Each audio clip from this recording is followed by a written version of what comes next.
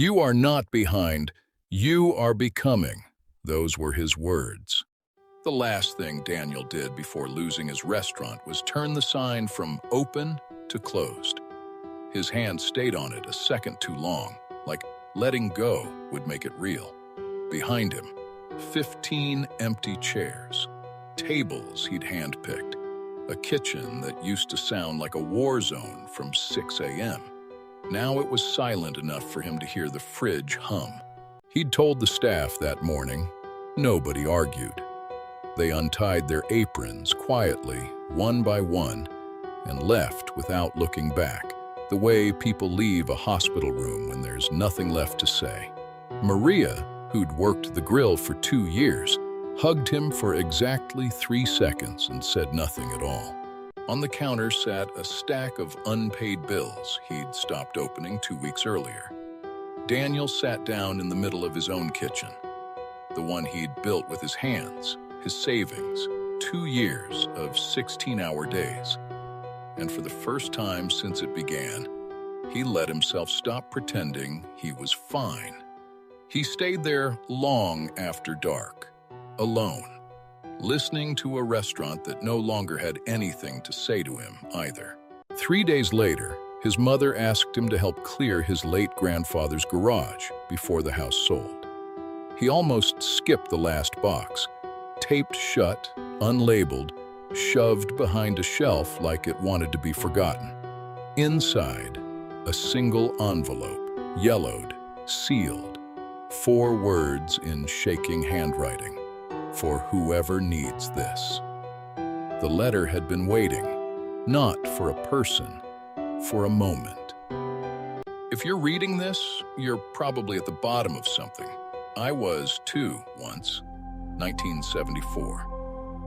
I'd failed at 2 businesses, lost the only house I ever owned, and stood in an empty room thinking I had nothing left to give anyone. Failure isn't proof you weren't built for this. It's proof you tried something most people are too afraid to attempt. Don't mistake debt for failure. Sometimes it's just the receipt for having the courage to try. Nobody claps for the small decisions. Waking up early, making one more call, showing up when you don't feel like it. But those decisions become the person who builds everything after. You are not behind. You are becoming. Get up tomorrow. That's the whole secret. Daniel didn't feel fixed. He felt like someone had handed him a single flashlight in a very dark room. It wasn't much, but it was enough for one step. So he took it. He washed dishes at another restaurant for minimum wage, 3 buses from home, and told no one. He applied for 11 jobs and heard back from none. He saved every extra dollar in an envelope of his own, bought a second-hand griddle with a dent in the side, and sold tacos out of a borrowed cart in the rain because the forecast didn't care about his comeback story. His first customer was a construction worker who almost didn't stop. His 10th was the same man, back with 2 co-workers. Some nights he made $12. Some nights he made nothing and ate what didn't sell. He kept a tally on the inside of a cardboard box. Every sale, every no.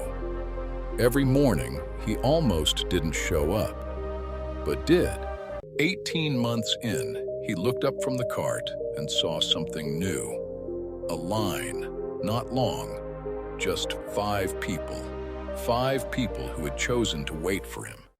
Now, every morning before unlocking the door of his restaurant, smaller than his first, steadier than his first, Daniel touches the frame hanging beside the kitchen entrance.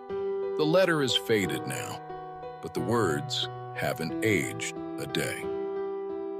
Here's what I want you to take from it. The struggle isn't the interruption of your story. It's the middle of it. The restaurant wasn't built the day people lined up. It was built every morning. Daniel chose to return before anyone was watching. So if no one has told you this today, you are not behind. You are becoming. Get up tomorrow. That's the whole secret.